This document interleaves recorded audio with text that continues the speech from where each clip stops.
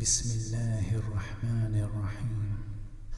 يا أيها الذين آمنوا اتقوا الله ولتنظر نفس ما قدمت لغد واتقوا الله إن الله خبير بما تعملون. ولا تكونوا كالذين نسوا الله فأنساهم أنفسهم أولئك هم الفاسقون. O you who have believed, fear Allah and let every soul to look what it has put forward for tomorrow. And fear Allah, indeed Allah is our knowing of what you do. And be not like those who forgot Allah, so He made them forget themselves. Those are the defiantly disobedient.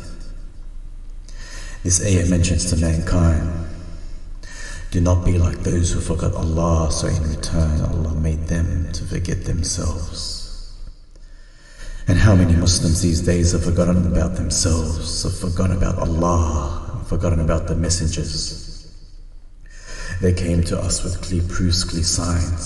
So now is the time to remember your Lord so that He may have mercy upon your soul and mine. Oh brother, what is preventing you from fearing and worshipping Allah? Is it money, women, drugs, gambling, stealing?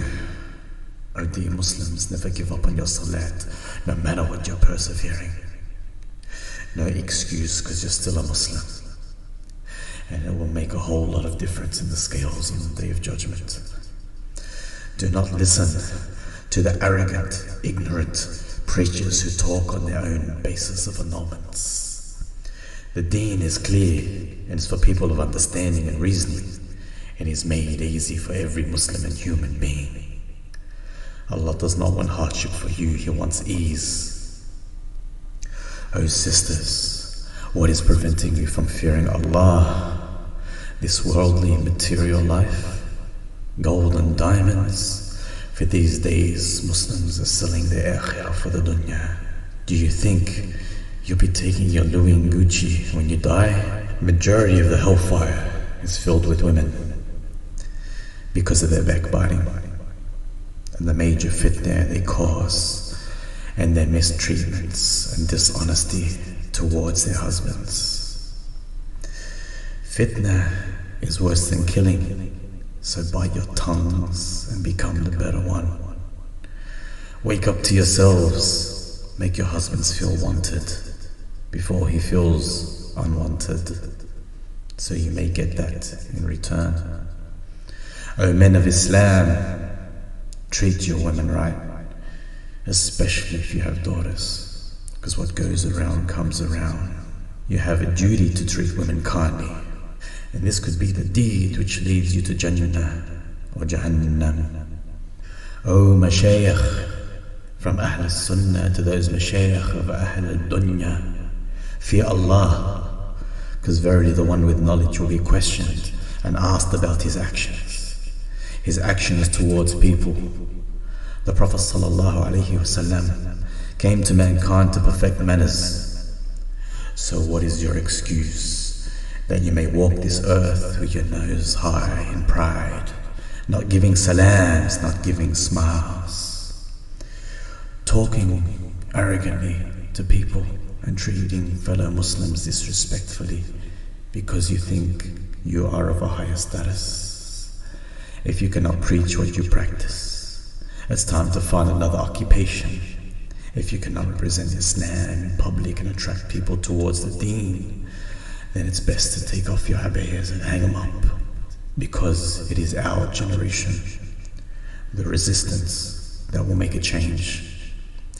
And many time and time again people wonder why the Masjid are empty. Nobody is going to the mosques. It's because of the people inside of them. The Masjid to most now is a place where people do not feel welcome. They feel judged, looked down upon. So who's to help them? They go to Jumu'ah prayer And you have shabab with beards up to their stomachs and tattoos showing. And they want to talk loudly with profanity. Yeah, brother in Islam, fear Allah. As you scare away the Muslims from the Masjid, you represent Islam. So even to the non-Muslims, when they drive by, they see that example. It pushes them away.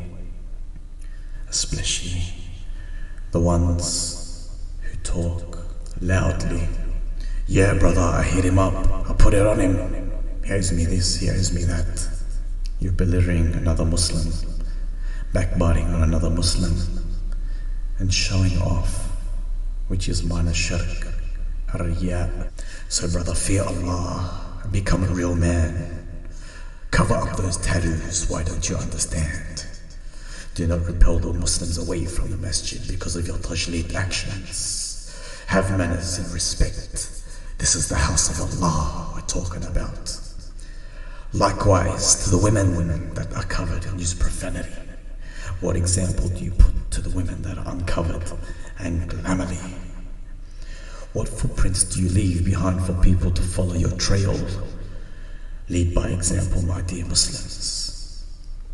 Show humanity that we are human and feel for one another before our hearts go stale. Our brothers and sisters are dying overseas. No food, no water, no homes, let alone without the basic technologies that we can survive without, such as PlayStations and mobile phones. Learn to forgive one another so Allah can forgive our sins. Learn to appreciate the blessings you have been given by your Lord and the situation you're in. O dear preachers of Islam, cleanse your hearts with the correct sincerity and have your main goal of your non-profit organizations to really better the ummah instead of trying to make dollars, because that doesn't make sense. O dear Muslims, you are the ummah that's most beloved to our Prophet sallallahu alaihi wasallam. So it isn't right that he sacrificed his life, the companions' lives, for us to not continue the legacy. Do not be ignorant. Be mindful of the world around you, because everything isn't as it seems. Cancer is on the rise and is being activated and triggered on purpose by enemies behind the scenes. Our food and our water is all contaminated with additives and toxins, which slow down our brain capacity, changes our hormones, creating sickness and obesity. This is a tragedy. Oh dear Muslims, research thoroughly what vaccines are being injected into your newborns. I am only a clear warner and do not gain anything out of this message except for my duty to inform. Change will not come if we wait for some other person or some other time. We are the ones we have been waiting for. We are the change that we seek. Assalamu alaikum wa rahmatullahi wa barakatuh.